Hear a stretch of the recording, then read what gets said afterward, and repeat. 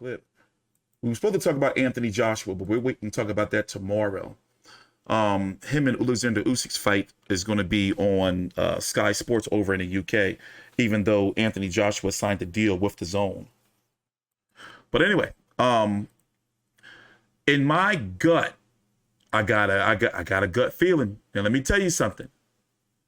It's kind of like that feeling I had when I had Canelo losing to Dimitri Bivol and when I had Usyk defeating Anthony Joshua. I stuck to my guns with both of them, and I also had Andy Ruiz defeating Anthony Joshua. I stuck to my guns, but I think this is going to happen. I think it's going to happen. I think Ryan Garcia going to get clipped. Listen, Ryan Garcia got some shit with him. You know, he's exciting when he's in there. His last fight against Emmanuel Tagu, you know, not so much. But he does have a nice, solid skill set. But he doesn't really seem to take boxing seriously.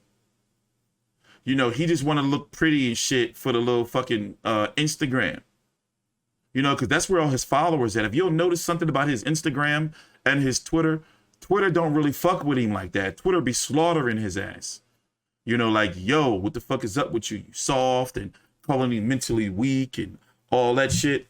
Instagram, you got all them kids and all them fucking Yu-Gi-Oh players and TikTokers and Pokemon Go's. They all like love him. But as you know, these kids these days don't spend no money or buy shit. So that's why you never really hear when Ryan Garcia fight, oh, it was this major ratings extravaganza on the Zone. So many people signed up. Do you see 14-year-olds signing up for the Zone? Or 16-year-olds? These motherfuckers be broke. These kids these days be broke and shit. But anyway, the point I'm trying to make is, let's go look at his resume. 22-0 with 18 KOs. Emmanuel Tagu, okay, new fight. First fight back after his mental layoff. New trainer in Joe Goosen. Luke Campbell, you know, he got his ass knocked down, but then ended up stopping Luke Campbell. Old man Luke Campbell. I'm not going to call him old, but long in the tooth. Francisco Fonseca, former Tank Davis opponent, knocked him out and won. Romero Dunio, that was supposed to be his big. Oh, we got Terrence Crawford still on the screen, my bad. That was supposed to be his big step up. Knocked him out and won. But in reality, is that really an impressive resume for you to be like, yo, this guy can compete with Tank Davis? This guy can talk shit about Canelo? I just don't see it. You know, they try to make it there. You know, 23 years old, you know, he does seem to have a little bit of a like nice little skill set. But mentally, I have some concerns. And depending on how you look at it, how do you look at Javier Fortuna, 33 years old, 37-3-1 with 26 KOs? How do you look at Fortuna compared to the other opponents of Ryan Garcia? For example, how would you think that Luke Campbell versus Javier Fortuna would go? That would be a pretty interesting fight. I think I would favor Luke Campbell, but not by much.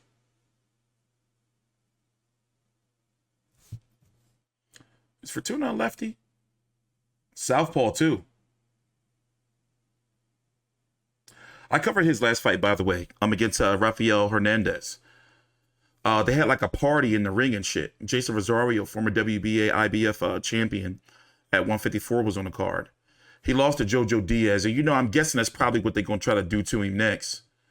Is if Javier Fortuna gets iced by Ryan Garcia, they're going to do Ryan Garcia versus Jojo Diaz. I'm just not confident in Ryan Garcia. Javier Fortuna lost to Robert Easter, though. That right there is, you know, that's telling. That's telling. Well, the fight's going to be on, what's that, July the 16th, next weekend on The Zone. And the undercard, even though it's not listed on BoxRec yet, but I did put it down below in the description box. The boxing schedule for the fights that I'm going to be covering, at least, or the significant fights, is down below in the description box. So let's see. It's going to be Ryan Garcia Fortuna, Alexis Rocha versus Sam Cote, Lamont Roach versus Angel Rodriguez. Not a very good card. But what happens if Ryan Garcia loses? I don't think that he has the mental fortitude to be able to really, like come back from that. Some people even said if he loses, he would retire. And it's a shame because a lot of people look at him as like a fighter with a lot of mouth. He talk a lot, and he hasn't really done a lot to really back it up outside of the Instagram followers we keep hearing about. But if he was to beat Javier Fortuna, I think I may rate that as, a better win than Luke Campbell, in my opinion. And then we can expect for him to possibly fight Jojo Diaz. But word on the curb is something's going on where they're really, really trying to make him versus Tank Davis later on in the year. But with Golden Boy and The Zone and Showtime, it's hard for me to see it happening.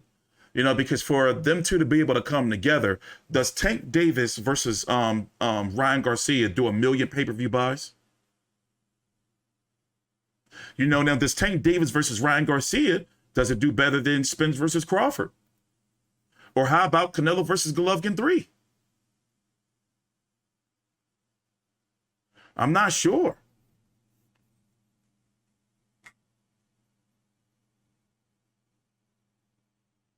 But only time will tell because he's got to do something. Let me pull up these rankings.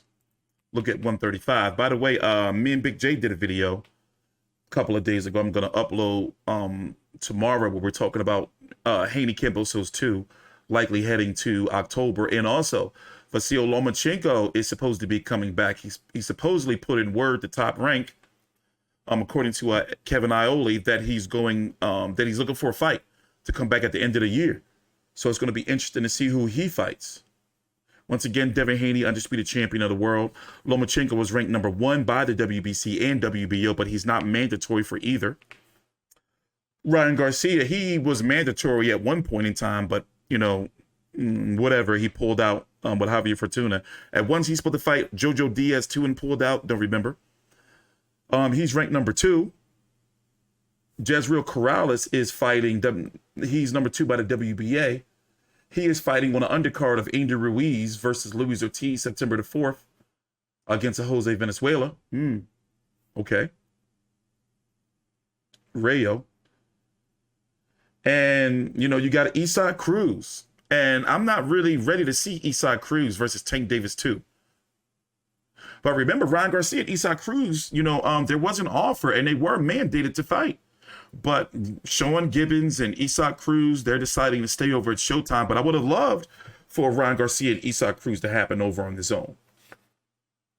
Because I think Isaac Cruz would put a boot in his ass too. We're just going to have to see. I'm just not high on Ryan Garcia. Sorry. But next week, against Javier Fortuna, hopefully that'll show me something. Hopefully.